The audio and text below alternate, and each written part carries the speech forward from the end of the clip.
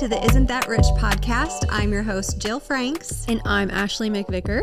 And today we are navigating the world of credit card points and miles. And this isn't something we've covered before. I mean, we've talked about credit cards and how to use them to your advantage and how to use them safely, but the world of credit card points is actually its own currency.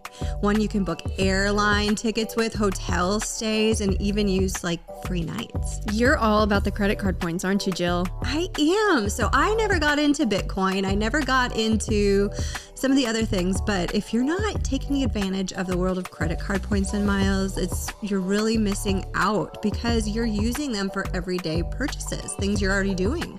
Absolutely. So in this episode, we're going to uncover what points really are, how banks pay for them, which I didn't know the banks were paying for them, at least I didn't think like that, and what happens to them when you die, which is like the craziest thing because we talk about, what happens to your estate when you pass away, but this is a form of currency like you're saying. So what can you do with them? We're going to find out in this episode. I'm excited to talk about it. Yeah. I can't wait to help people figure this credit card point thing out. And it's a lot sometimes. I feel like you've been learning it for like over a year. You love to learn about it and you're always teaching me about it. I'm like, why didn't I do this? This is awesome. Yes. And so we're going to break this down in a couple of episodes. This is the first of probably a 3-part series. And we're going to talk about the different types of credit cards today and some of the other... Just like the reward system. How it works. Mm-hmm. So, and then we'll get on to bonuses and points and all that good stuff in a couple other episodes. So why don't you go ahead and tell us what points are, Jill? Credit card points. Like we already said, points and miles are a non-liquid currency. So it's not like, something that you can sell or something that you can, you think of an asset, you think of your home or like cash. But this is a type of currency just for you. It's issued by banks or airlines or hotel programs. And the way they work is they live in this loyalty ecosystem. So they can be devalued, canceled, or expire without notice. So the banks, the airlines, and the hotel programs, they really own these points. So it's not like Jill Franks, you own these points.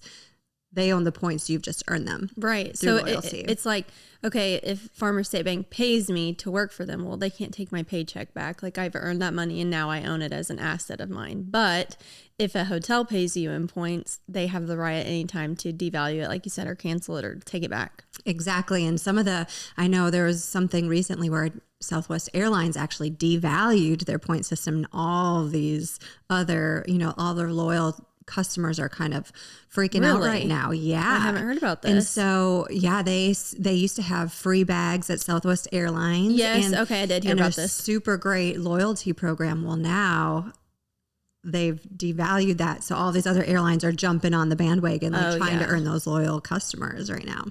So super interesting. Another thing about this currency is it's not taxed.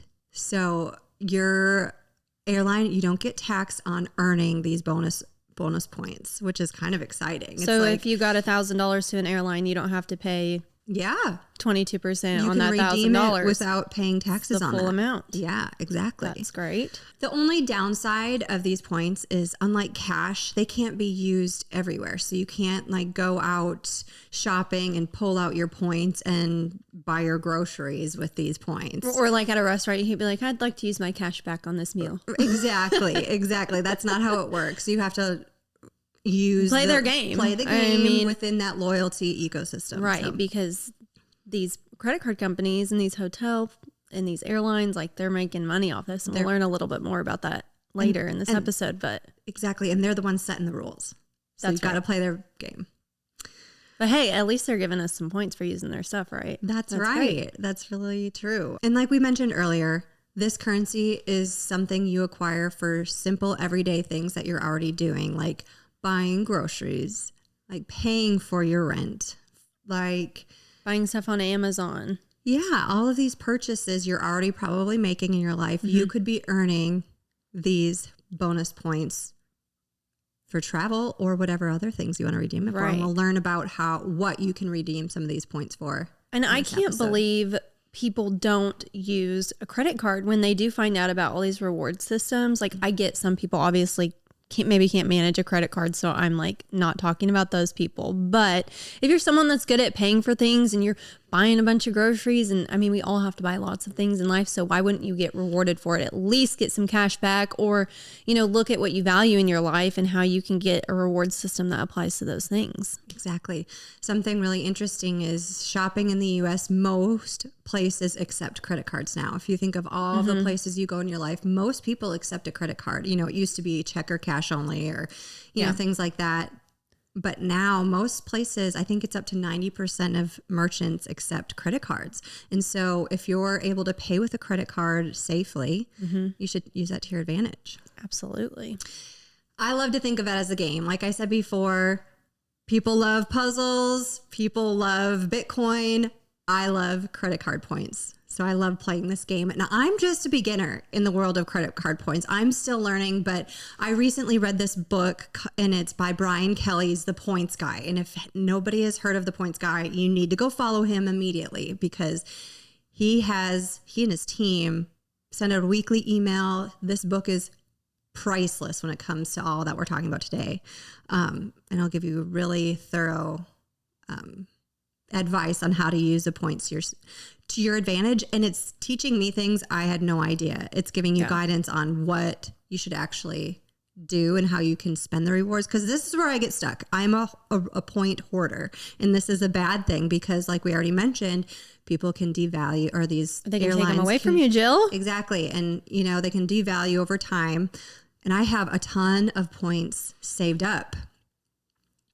But the key is learning how to use them. And in a couple episodes, we're going to talk about how you can actually use them. I want to talk about how they're assets, and they can be looked at as marital assets, which are really interesting. People, in fact, in this book, Brian Kelly talks about how he's speaking to attorneys, and a lot of times points are up for debate in the courtroom. Oh my gosh. Marriage. Yeah. So this is something he talks about bringing up before. So the points, like you can even write them into a prenuptial agreement. So if you have points, like if you have been earning these points all your life and you have these credit card points, you can add those into your prenup before you get married. And then once you are married, you can have a joint credit card, and those are marital assets. So it's something people have hundreds of thousands, if not millions of points saved up, which if you look at 100,000 points, that can be thousands and thousands of dollars once you redeem them. So they're real assets. And, well, I mean, I believe it. If you can apply it to traveling, I mean, how many people, you know, get in fights after divorce because they're like, you didn't pay the credit card off after our Mexico trip or whatever. You still owe me half. You know, that's still like a form of currency, like you're saying. Right. Or you can go on a vacation after we're divorced using our points. What? That we earned spending the same money together. Yes, those are our points. How do we divide them up? Very interesting. This is also something you want to think about. What happens to these points if you die? So Jill Franks passes away and she has 500,000 Amex points. Well, somebody's going to want to earn those and redeem them. You very well can. There's no rules about not leaving these to your, you know, in your inheritance. Do you know how you do it? Can you put a beneficiary on your credit card points? This is where it's very interesting, is you can't do beneficiaries. But so this is what a lot of people don't think about, is that when they pass away, they have the right, your next of kin has the right to these points. So they can, if you leave them, and you should leave this information for your credit card and your travel rewards partners, you need to leave the password and username and all of that to your next of kin, because they can go into your profile, they can log in. It's not that they get, you know, passed down to you by your will, but I'm like imagining, like they're like, you can go to the Marriott, you have $3,000 in your grandma's hotel points here. Right. I'd be like, thank you, grandma. Yeah, like, what a nice vacation. Don't have to go through probate, any of that, just goes directly to you. No, but they can get your login credentials. They can log into your account, and you don't have to close that account or notify them. Some credit cards will be, you know, find out fast. But others, you can keep the account open and just use it to spend down your points. And there's no rules against this. As long as they have the login information, you can use them. So they can log in. And so let's just use you and me. You pass away. Jill's the credit card guru. She has all these points. I'm coming after that. That's all you leave me in the will. I leave you my next of kin document with my login credentials. Okay. So I can get in there and I can transfer it to myself. So you can book travel through my Amex portal. So that's how, because I can book right now, I can book travel in anybody's name. Okay. In my portal. So I can book Ashley McVicker a flight from my Amex account, and you can take this wonderful trip on my points. Okay. So you could do the same thing. You can log in with my credentials, book your own flights. That just feels so funny though, to be like, I'm in Jill's account. She's passed away. I'm going to come book a flight. I know it does. But I mean, it's also like you said, it's something that you owned and you wanted to, I guess technically you didn't own. We learned that at the beginning, right. That's but true. Something you can give to me. So exactly. I'm like trying to convince you to give me your like points. I'll slide some over to you. Maybe I'll give you one of my passwords. So yes, adding this login information to your estate planning binder or having your executor cash them out strategically before alerting the program of death can be a huge advantage. Yeah, this kind of just makes you think way more about, we just talked to Evan Taylor about trusts and the estates and all those things. It's like, this is just one step further that you could give to your next of kin after you pass away. That's like, okay, everything of mine, here you people go, do something with it. Yes, absolutely. Don't let the points die with you, for sure. Yeah. So how do the banks fund these rewards? Because it's not just like, oh, we want to give everyone free money, like they're making some money. I always wondered this because I am wondering how these airlines, how these banks, how are they paying for these programs? Like, how am I traveling for free on the bank? Right. I just didn't understand it. So we kind of dug into this a little bit. Yeah. So do you want to kind of explain how the banks earn money on this? Yeah. And how we get our rewards from them? It's with an interchange fee. So anytime you're swiping that credit card, these companies make an interchange fee. And that's usually 1.5 to 3%. And then the average in the US is like 2%. Okay. So every time you swipe that card, they're making money. And it's not necessarily you paying for it but have you seen when you're maybe checking out somewhere or, doing an online payment with a credit card, it's like, this is going to cost this, maybe even 3.5% of the entire fee. Like that's the fee that goes to the company. And then they're able to take that and then reward their loyal customers through those funds. Yeah. I see. So every time it says like processing fee, that could be the credit card processing fee. Oh yeah. You're not swiping for free. Got it. Never, ever, ever. And I think a lot of time these merchants pass that fee on to the absolutely. Consumer, or they can choose to include that. But I mean, I'm thinking of like, even we have this product called Auto Books where a lot of businesses can choose to pass, like, you want to pay via credit card. Well, I'm going to pass that fee on to you because you chose to pay credit. Well, even if you're at a restaurant, a lot of restaurants will say you get this much of a percentage discount if you pay with cash. Because typically they, if it is like that, that means if you pay with a credit card, you're going to pay for this because it's not coming out of our bottom line. So there's always an interchange fee with this. Got it. So if you spend $1,000 on a rewards card, the issuing bank might make $20. And that's how they fund your 1 to 3% cashback bonus. I see. Okay. So you're technically kind of paying yourself, but you just don't know it. Got it. So, because I've always wondered how credit cards even make any money. I know. I'm like thinking if you got a $3,000 vacation out of something, you're like, you guys aren't doing math very well. Yeah, it's not mathing to me. But I think a lot of credit card companies even kind of bet on people not using the rewards. If you're a hoarder like me. I'm sure they like really do some serious meetings and look at the data. There's a lot of people that actually don't cash in on all these awards. So. Debit cards also have interchange fees. Like I know ours have it at the bank. Any debit card you use is going to have, but they're going to be much, much lower. Okay. So even though some debit cards will have reward programs, they're definitely never going to be as great as a credit card program because the credit cards are making a lot more money on the interchange fee.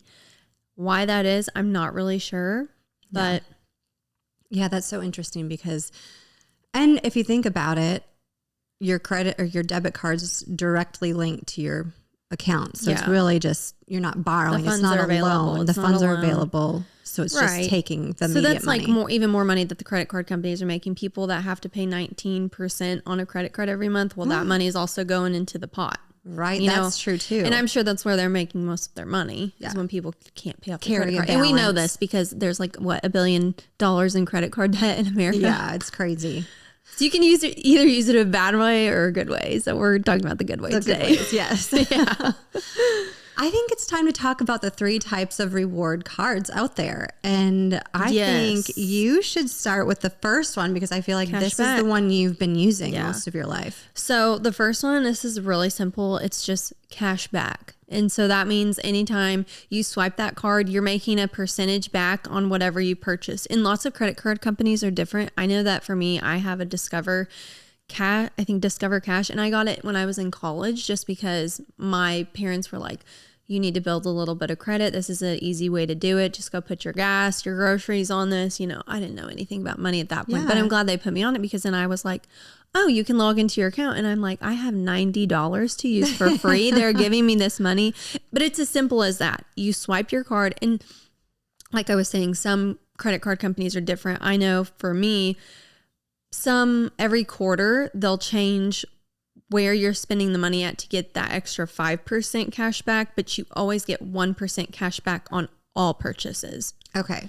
So you go anywhere, you get 1% on all your purchases. Always. So cash back. What does that look like in your credit card? Like, so when does that hit? Like, just explain like how you all of a sudden sell this $90. Is it like, you get it? I mean, it just builds over time. So I swipe my credit card and let's say I spent $100 at the grocery store, I get 1%. Well, I get $1. It immediately, did I do that math right? Yeah. It's $1, right? Okay. I don't want to sound dumb. No. So that immediately goes on my account and then those just rack up and rack up and rack up. And then, I think like even the first year when I did it, they did a cash back match just for me, like being my first year on their credit card. You know, they really want to woo you. Yeah. And so they doubled my numbers. So I think I had like, maybe it had made $150, so they matched $150. So I had $300 at the end of the year, and I was like, thought that was just incredible. So then what do they do? Do they just give the option like, okay, you have a balance of $300 at the end of this year. Do you want to just like wipe out your balance, or do you actually get to redeem that? Well, like, what does that look like? So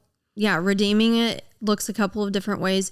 You can use it also whenever you want. You don't have to wait. At least the card I'm on, you don't have to wait to the end of the year to use the cash back. Like I could have $2 in there and I could say, okay, I want to redeem this. And my options are you can apply it down on your credit, like pull your bill down. Lower the balance. If I had $500 on a balance and let's just say I had $100 cash back, I could apply it to my $500 balance. And now I only owe $400 to the credit card company. So you can apply it to your balance, which I think that's sometimes what they maybe want you to do. I'm not really sure. You can get it direct deposited. You can get a check in the mail still. Really? Or you can spend it on e-gift cards, which I was doing that for quite some time. I really enjoyed that. So, I mean, just gift cards from all over God's green earth. Like, well, I remember we went to Starbucks and I was like, oh no, Jill, it's fine. Jill. I've got it. I was like, I've got credit card points.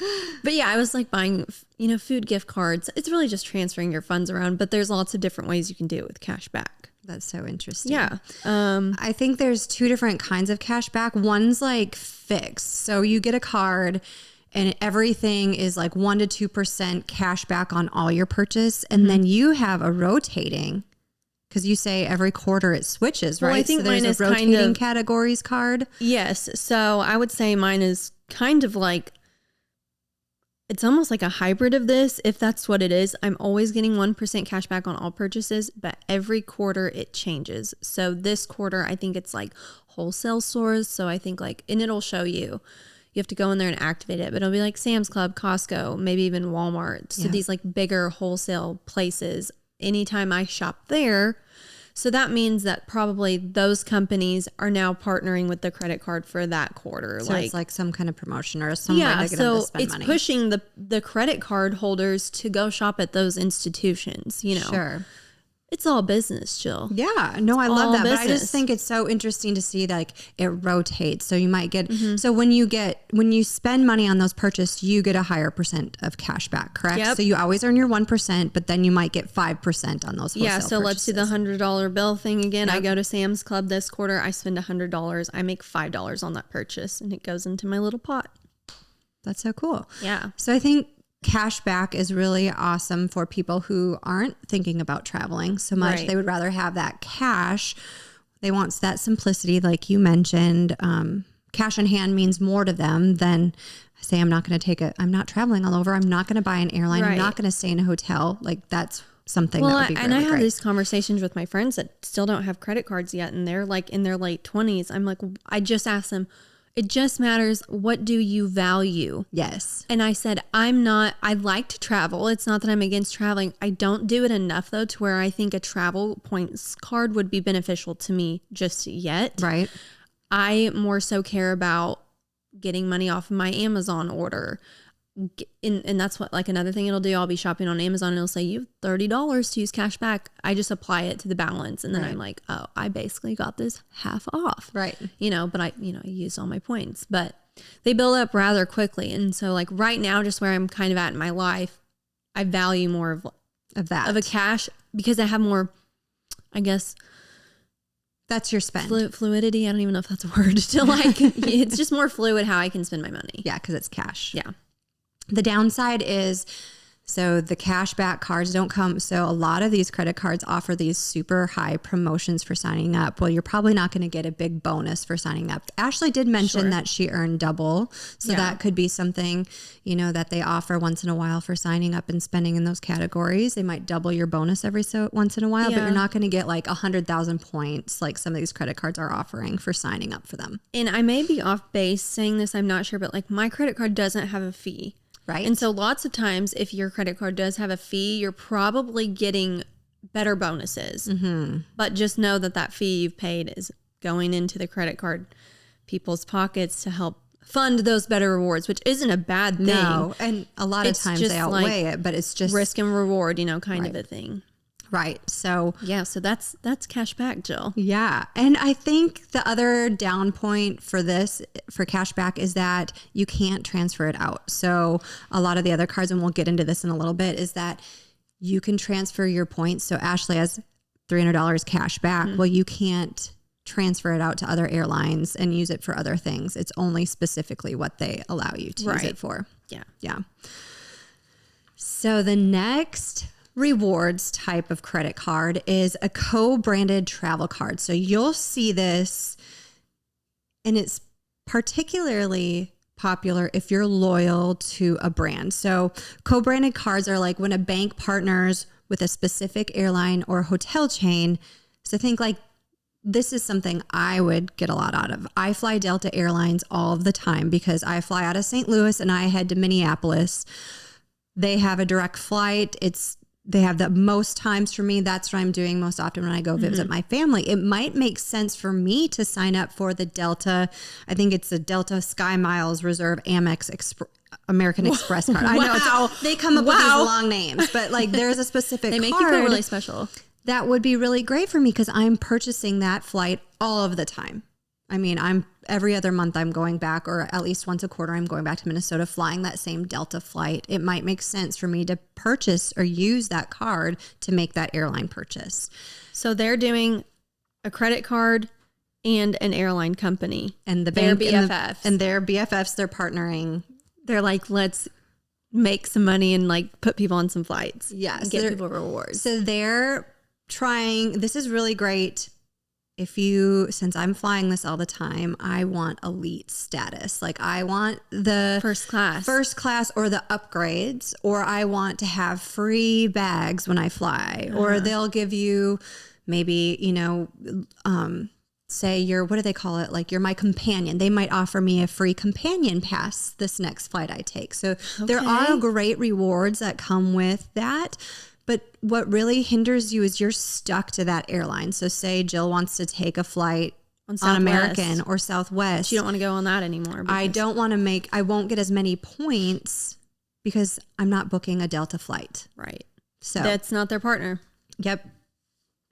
So I think the perks for that is if you're trying to get those elite statuses, that can be worth hundreds, if not thousands of dollars. Like a first class ticket and an upgrade could be worth thousands of dollars if you're flying far. Yeah. I'm thinking just like when I check out, when you go on your app and you're booking a flight, it's like, all of these different things that you can upgrade or do or sit or bring this bag. And so like the perks for free checked bags, priority boarding. I mean, that's a big one. That's a perk. Not waiting on the, like waiting in the long lines. If you don't have, pre-check? If you don't have pre-check, a lot of times you can get priority like in front of the line with this. There's like nothing worse than getting on a flight and you're like the last one in. Oh, I know. And you're like trying to put your carry-on up in the storage bin. And you're like, they're like, sorry, there's no more room.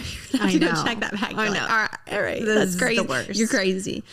Hotel free night certificates. I mean, that's great. Yes. That's a couple $100. Well, Pathways to elite status, like chill. I don't think we talk about this enough too, is that a lot of these hotels have credit cards. So if you're thinking of like Marriott, they have a credit card that can get you free nights, which, I mean, if you're staying and doing things right and you travel Marriott and stay in Marriott hotels a lot, a free night in a hotel, say you want to go to a super fancy one in the Maldives, right? Like you want to go to a beach vacation, there's a $1,200 night, you could get it for free with this partnership. Well, I'm about to get off track for 2 seconds. Go ahead. But you're making me think how you're like, well, even these hotels have specific credit cards.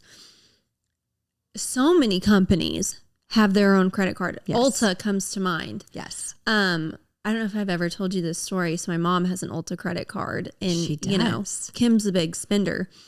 And so they're attached to like your phone number, your points. And so I went to Ulta and this was like quite a few years ago. I was with Kaylee Allen and she like thought it was so funny, but I like go to check out and the lady's like, you've got like $120 more you could spend. And I was like, well, I'll be right back. And so I went and blew my mom's points and like, you know, I'm like, my mom's an adult. She's got money. She won't care. Oh, she like ripped me a new one. She was like, you used all my Ulta points. Oh, I was no. like, I'm sorry. I would be livid. You know how hard I got you have so to much work for makeup. those. Yeah. But now, you know, that I'm older, I recognize the value of some points. But I say all that to say, yes, there are many different companies that whatever you value or whatever you want to buy the most or get the most bang for your buck out of, that's the credit card you should get. So if, like you're saying, you want to stay at the Marriott's 18 times a year, you probably should get a Marriott card. Exactly. If you want to go blow a bunch of money on eyeshadow like me, you should probably get an Ulta card. Well, what are some downsides, Jill, to these credit cards? So like I mentioned briefly, you're locked into this one brand. If I want to fly American and I use my Delta card, I'm only going to probably get, you know, I'm not going to earn any points on that purchase. So you're going to only earn points on those specific airlines that they set you up with, or whatever it is, a hotel purchase, whatever. It can't be transferred. So similar to the cash back, you can't transfer this out. So with the next card we're going to talk about, you can transfer your points anywhere. This one, you can't transfer it. I'm just using the example of Delta, but you can only use the points to redeem Delta stuff. If they devalue your program, we mentioned briefly an airline that just did that. If they devalue your program, your points. Yeah, just like anything, right? Devalue. Use it or lose it. It's not ideal for people who want to shop around or travel wherever the deals are. So yeah, loyalty, you're loyal to that, to your soil, that brand. Yeah. So before you get those credit cards, I guess ask yourself these questions. Is this the flight I'm always going to be on, or am I someone that kind of hops around? Exactly. As for me, I kind of hop around. You hop around. Yeah. If you're looking for the lowest airline price, you're not going to want to stick with this. Or if you're looking for international fares, you're probably not going to stick with this, because we know that not all, you know. But I think we'll talk about some credit cards that maybe you can use unless that's in another episode. I'm not sure yet. No. So this next card, which is my favorite, and I'm just starting to really get into this myself, is the transferable bank reward cards. These are the real power players. You're going to earn so many points and be able to transfer them out to redeem them in so many different ways.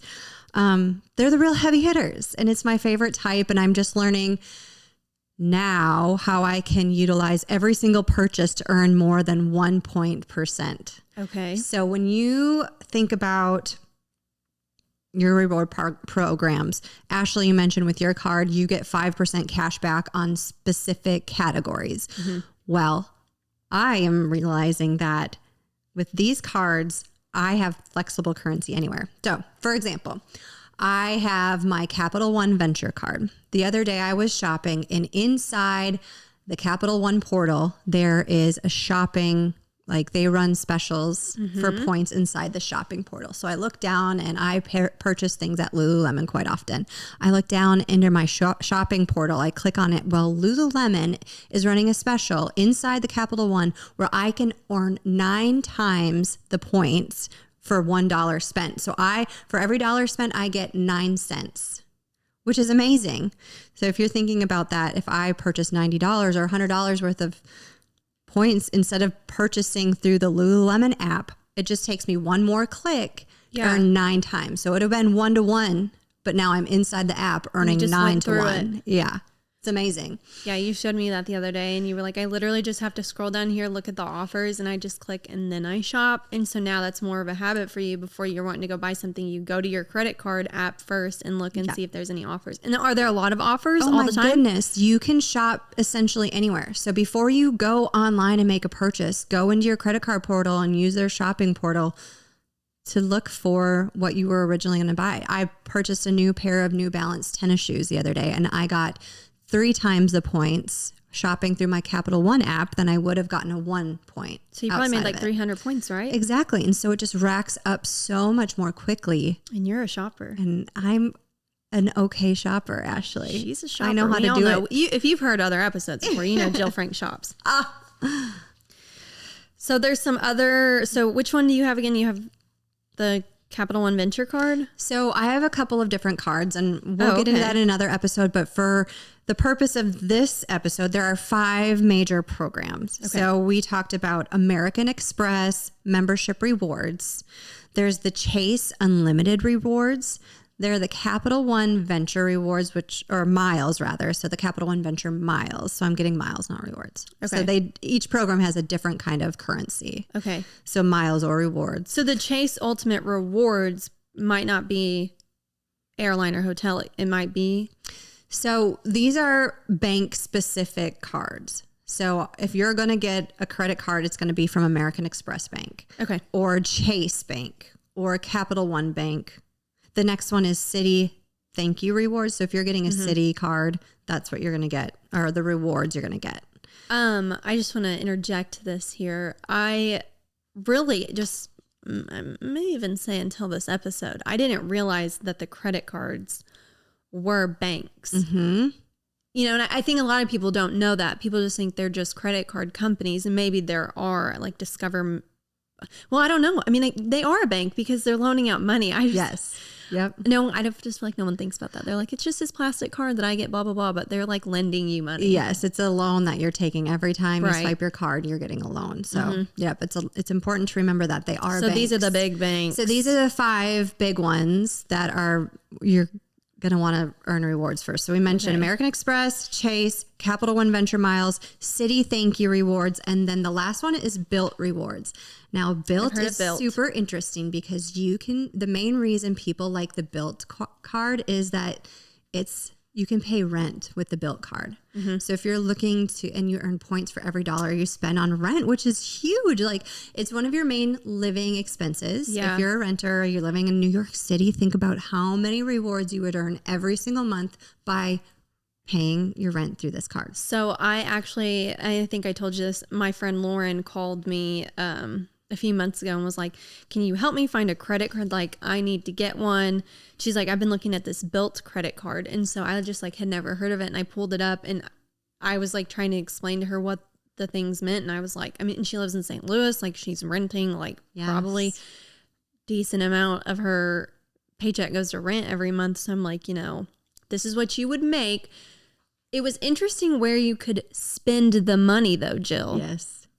It was like at art galleries and like weird like experiences. It was kind of interesting. It was just, I think they're more of a niche credit card to hit this certain demographic. So when we were talking about it, I was like, well, would you spend these points that you're going to rack up on these things? And she was kind of like, no.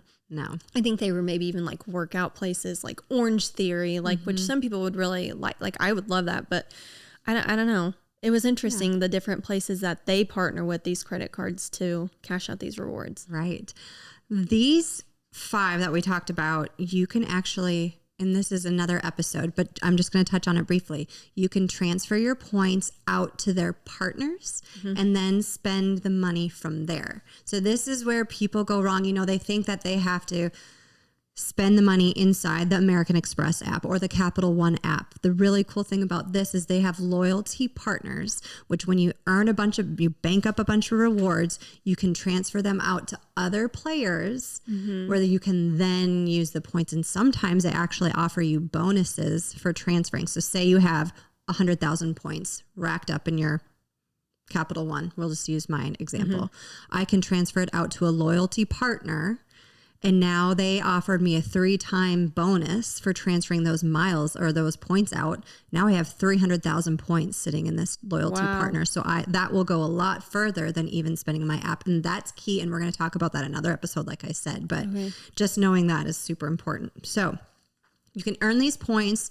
You can transfer them to your partners, book travel through the bank portal, and you can also redeem them for experiences or gift cards or even get statement credits. So this gives you all of the options. You can get that cash back on your statement. You can get these experiences of gift cards, but you can also transfer them out. So it has all the advantages of the other cards, but it can do so much more. So will you talk about who might want these credit cards besides everybody? Because I'm just partial to these cards. Yeah. Anyway. So these are the cards you want if you're willing to learn the system, which I feel like you've been on a major learning curve lately, but it takes a while, but for sure. Yeah.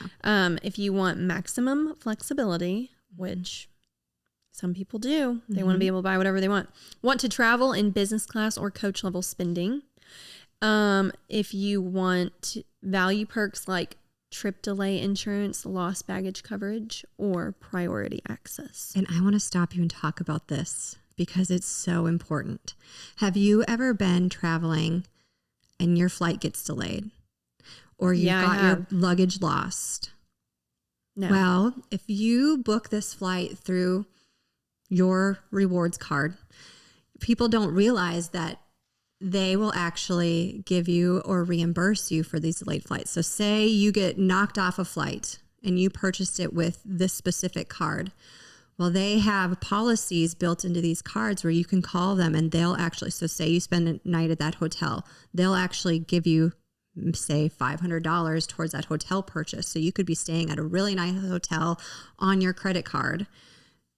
And chances are the flights and the airlines won't offer you that same benefit. They offer much less reward or reimbursement for these. And that's great because I'm thinking about like some of our friends just took a trip to Mexico and half of their day was delayed because of this flight. Yes. And so, yeah, turning that stuff in is because you are paying for time, you know, essentially when you're going on a trip. If you've spent half your day there and you planned on spending that half of the day at the beach, yeah, you need to be reimbursed for that. And your credit card company has really great benefits of being able to help you with that. Yeah. Another thing is, say your flight is canceled and you need to get on the next flight out. Well, you can call that customer service or they have concierge services within your credit card to help you rebook instead of waiting in that 20 person line. Everybody's rebooking, trying to get on that flight. We'll call your credit card concierge and they can get you on the next flight. They have the best customer service I've ever seen. Credit card companies have the best customer service. I'm telling you, I've never seen anything better. So it's amazing. So we talked about that. There are 5 different reward systems out there, the 5 major players, the Amex, we talked about those. And those aren't the credit card. They are just the reward system. Those are like the big banks and there are different 5 types of currency. So we talked like this is its own currency. Well, we're going to talk about now the actual credit cards that are really great within those reward systems. Okay. So this is one I recently just signed up for. They just had a huge promotion going, was the Chase Sapphire Reserve. And actually the one I got was a step below this one. It was the Chase Sapphire Preferred. So it's Chase Sapphire Preferred.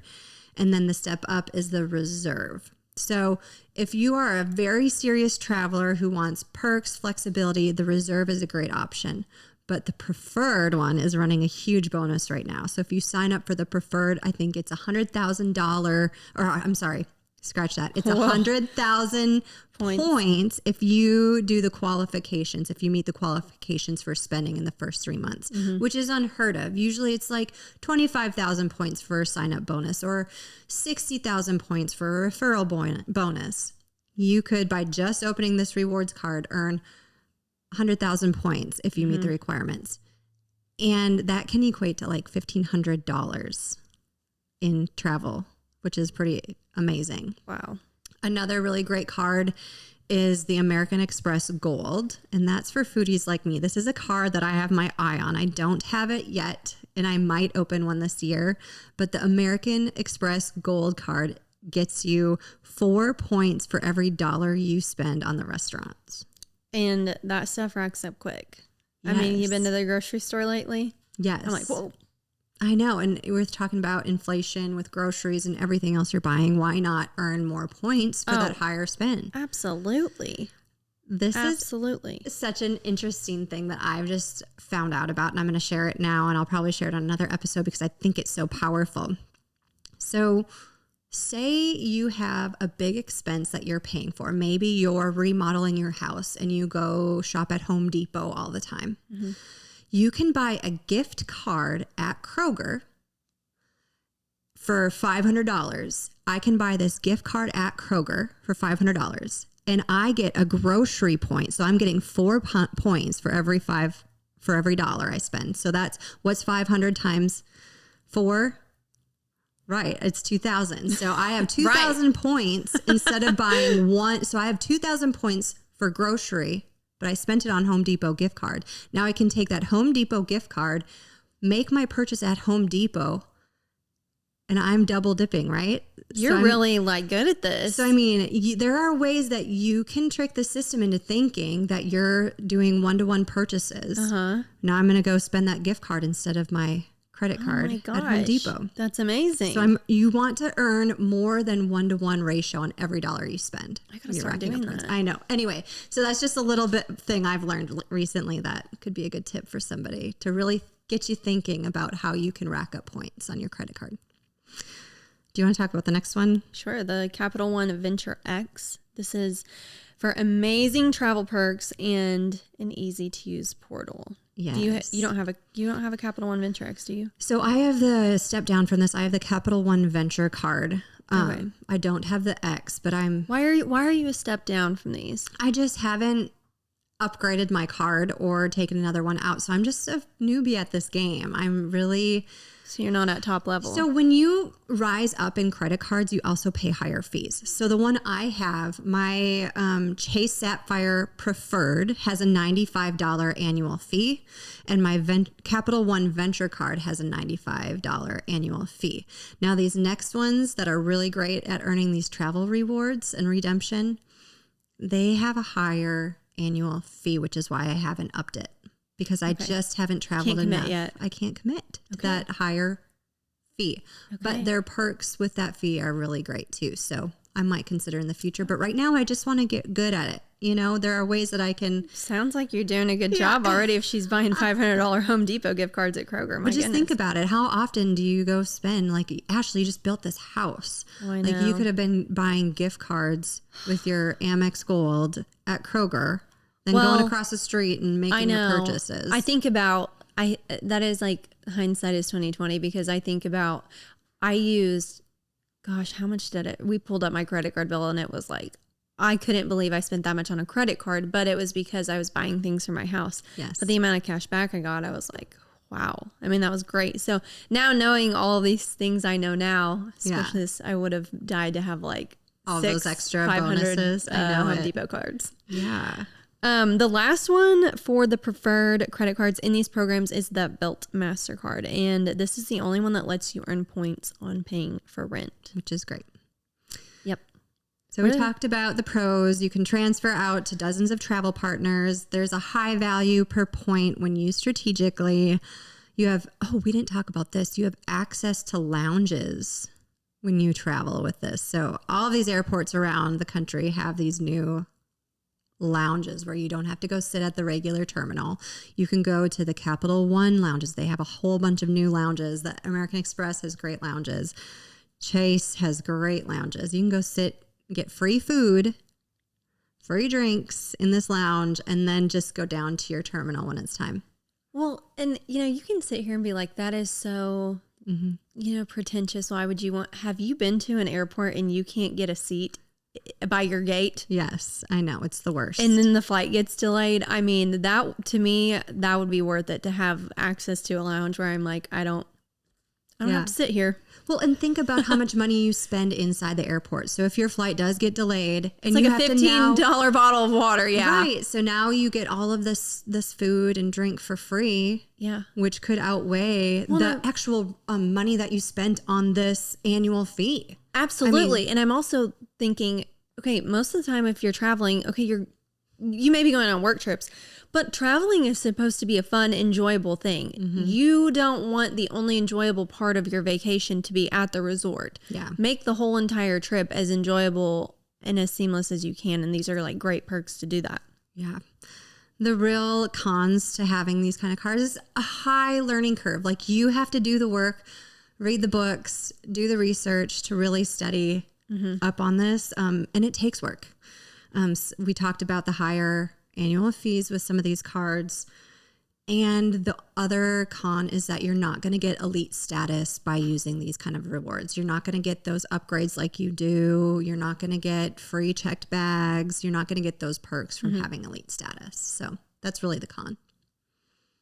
So why do these sign-up bonuses matter? You're all about the sign-up bonuses. I'm kind of switching into a new topic. But you see this on these commercials. They're like, sign up now, take this offer. Mm-hmm. And you're like, why should I take this offer? Well, you can get some major bang for your buck if you sign up for their offer. What is it, Jill? Yeah. Give us an example. So I'm going to walk you through an example. And I don't know if any cards are running this for a bonus right now. But say there's a sign-up bonus out there that says spend $4,000 in the first 3 months of opening this credit card and we'll give you 75,000 points. Well, that's basically a free round trip to Europe. So, I mean, think about what you're leaving on the table if you're not using that money. And that is where that's big hitters really know how to do this. This Brian Kelly who wrote the points guy who wrote this book, he has 28 credit cards open that he uses strategically. And he says that the sign-up bonuses are what he signs up for mainly. And you can really use this to your advantage. I mean, one of my goals is Tom and I want to go to Italy. So my goal right now is to earn points that will get us a free first class round trip ticket to Europe. I want those lie flat seats. I want like the door that slides closed. I want to be traveling in style. Right. Because you basically have to live a day on the plane. Yeah. If I'm going to be spending all this time on a flight, I want to live comfortably on this flight. And I know Tom does too. Mm-hmm. So how can I earn these rewards to reach my goal with the less amount that I have to pay, least amount I have to pay? So this is the fun part, is earning those bonus points. We're going to talk about bonuses on another episode, but I just wanted to give you a taste on what it could get you if you sign up strategically for these credit cards. Well, I'm so excited to hear about all the things that you can do with these sign-up bonuses. I know. It's making me, after every time we podcast, I'm like, I've got to go get a will or I've got to go get a new credit card. Like, I really feel like inspired after we talk. I know. It makes me want to take action right away. But it also just, I want to leave our listeners with this. Like, there are so many great bonuses to a credit card, but you have to make an agreement with yourself before you take action and sign up for any of these credit cards, is that you're always going to pay your balance in full. Yeah. Like, you always have to make sure that you do that. If you're earning interest on a balance, wipes out your benefit. Yeah, it's not going to be beneficial for you. No, and that's something I just don't think people realize. If they don't pay it in full, your balance is going to roll over, and when you start paying that minimum fee and then your bills start racking up, it doesn't matter how many points you scored. Yeah. The payment that you're going to have to pay back in interest is just... It's going to be higher than your benefit. It's going to be way higher, and then you're going to be upset. Yes. And also, don't spend more to earn points. You should be making these spending decisions regardless on earning the points. Yeah, if you have a purchase that you need to make to earn that 4,000, the example we just gave was that first 4,000 in the first 3 months. Well, if you're going to buy some furniture, now is the time to do it. Right. But don't buy the furniture and be in debt to make this reward. Right. Don't buy things that you don't need or that are going to put you in financial distress because you're wanting to go to Europe. Yeah. Maybe it's not the time to go to Europe. Yeah. And maybe you don't need a new couch. Yeah, maybe you don't need that. Another thing is you really need to track everything with these cards and these points. For example, I just got this Chase Sapphire Preferred card. I haven't received it in the mail. Actually, I opened this, 2 weeks ago? This bonus started and I opened this credit card. Well, this bonus says that I have to spend this much money in the first 3 months. Well, I needed to start spending money on my purchases today. And it's been 2 weeks until I got my card. Like, I need to start tracking things and be able to hit that deadline. Because if you are not, say you spend that amount of money and you need to make a return, and well, those points get deducted. Okay. So you need to plan everything and don't try to cheat the system. You need to track, you need to plan, and you need to know exactly what you need to do to hit that bonus. Be strategic. Do you use any systems to keep track of that stuff? I have in my notes app, I have the credit cards that I have that I need to spend right now. And it's just that one. Okay. But if I were to open more, say I wanted to play the game and start getting all these bonuses, well, you need to track everything and know what date you need to hit by. I use my notes app. Other things that you could do, I think there's an app like Award Wallet is out there, and I've not used that one. I've only heard of it, but might be something people who are opening a bunch of credit cards could use to track. I love this one. For some ground rules for credit cards is don't hoard your points forever, because like we've learned this entire episode, they can be devalued, canceled. You need to use them at some point. That's the whole point of you getting this credit card. So don't hoard your points. Yeah. And then know your limits when it comes to credit cards. Overspending, only spend what you are able to pay back that month. Yeah. So avoid overspending. And if you're prone to overspending, this might not be the game for you. Yeah. Go try your luck at Bitcoin investing, whatever you want to do, but this might not be your game. So yeah, to kind of recap this episode, we've kind of learned how banks make money, how rewards are given, and the 3 type of reward cards out there. Yeah, and how you can just cash them in, and all of the ground rules that you need to abide by to be a good credit card reward user. Yeah. Next episode, we're going to kind of break down exactly bonuses, how you can use those. We'll get deeper into the weeds on some of this stuff. So I'm excited to get there, but yeah, I'm really excited too. Slow intro to maybe I'll go get a credit card. There is one I've been eyeballing that you sent me. What was it? It's the one I've been talking about, the Chase Preferred. Okay. The Chase Sapphire Preferred card. Oh, we'll probably talk about this on our other episodes too, how you can, it's just another credit card game you can play where you refer your friends and you all make some points. So I'm sure you've got that one cooking, Jill. Absolutely. So we hope you enjoyed this episode and learned a little bit, and we will see you next week. So Jill, where do we go from here? Be sure to check out our show notes for this episode, and also be sure to follow us on social media and subscribe to our newsletter. And we'll see you next week. See you next week.